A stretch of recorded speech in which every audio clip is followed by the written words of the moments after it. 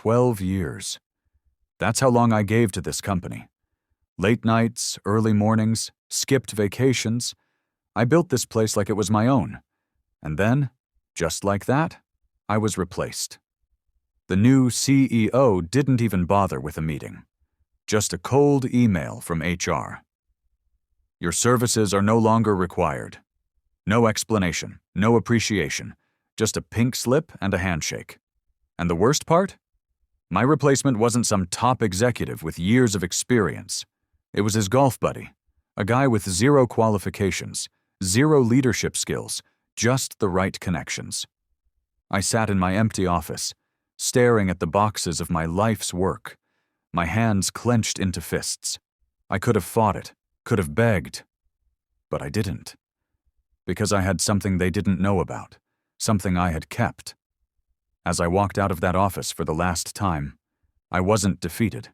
I was waiting for the day they'd realize what they had just lost. It didn't take long.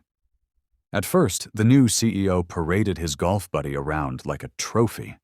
The guy sat in my chair, used my office, and probably thought he had it all figured out.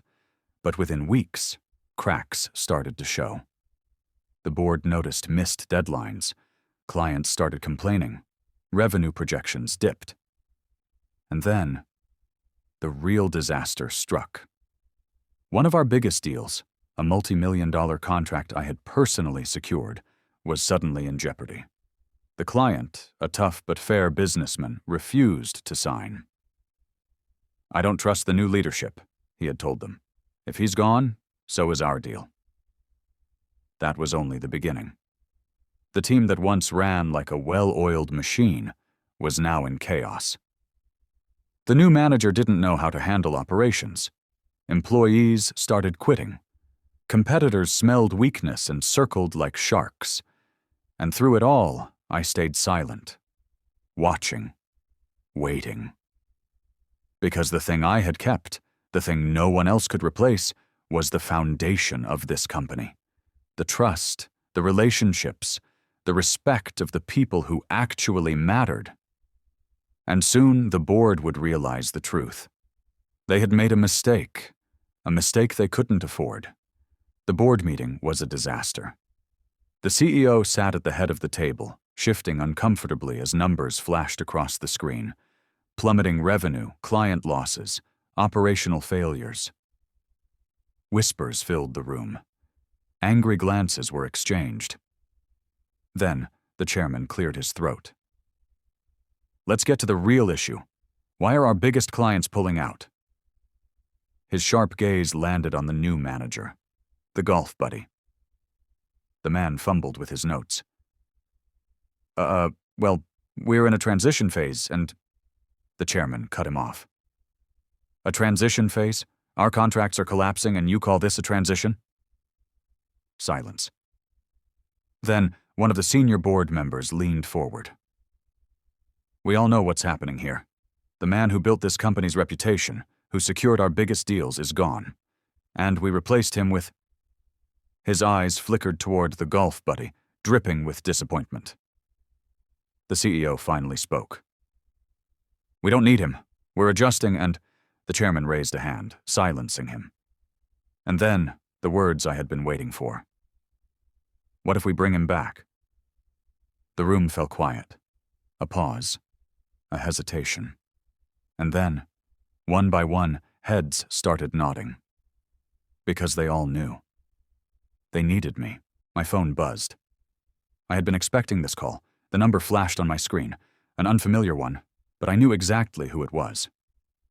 I let it ring twice before answering. Hello? A hesitant voice came through. We need to talk. I smirked. Oh? About what? A pause. Then a heavy sigh. The board wants you back. I leaned back in my chair, staring out the window.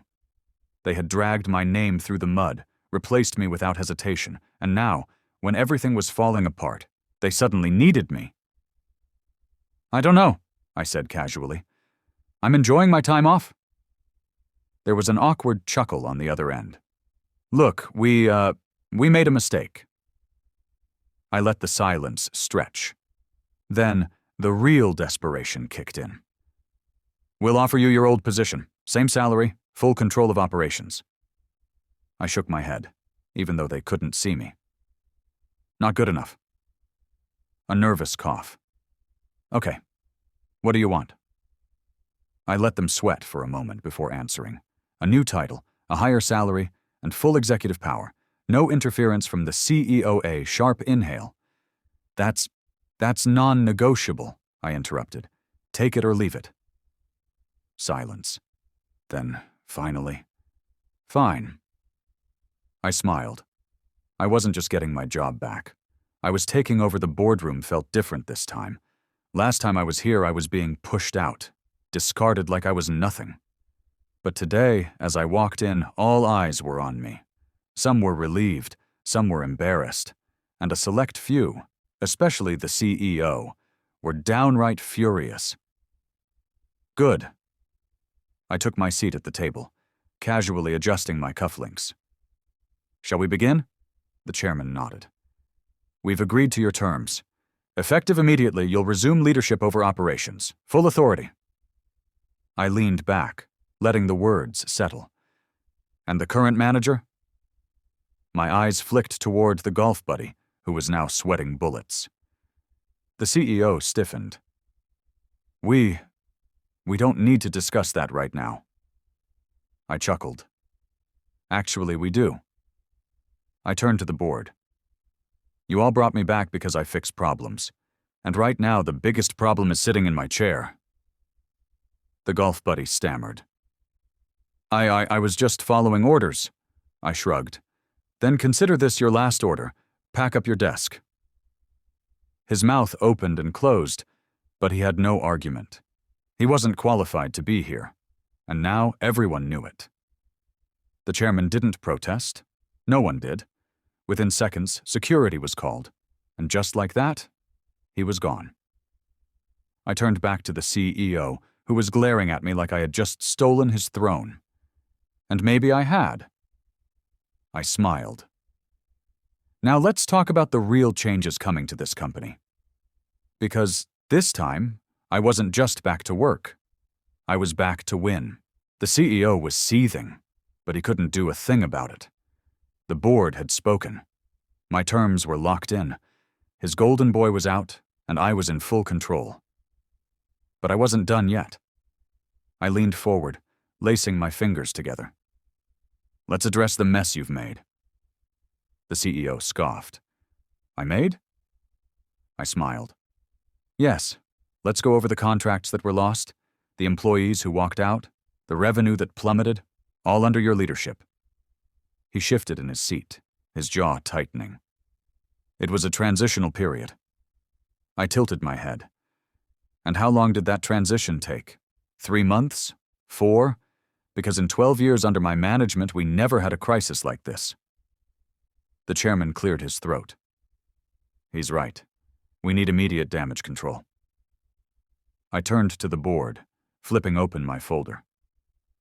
"I've already spoken to some of our lost clients. They're willing to come back, but only if I'm handling their accounts." Murmurs filled the room. Some of the board members exchanged glances, clearly impressed. The CEO's face turned red. "You went behind my back?" I laughed.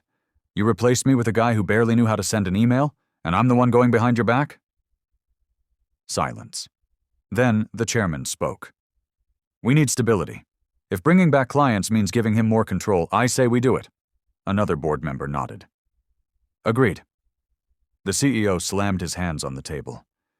"You can't just—" The chairman cut him off. "Actually, we can. Effective immediately, all operational decisions will go through him. If you have a problem with that, you're welcome to step down." The CEO froze, because he knew he was losing. I watched him swallow his pride, his fists clenched under the table. He didn't quit, not yet. But the power was already shifting. I had started this fight with nothing, no title, no office, not even a job. Now, I was running this company,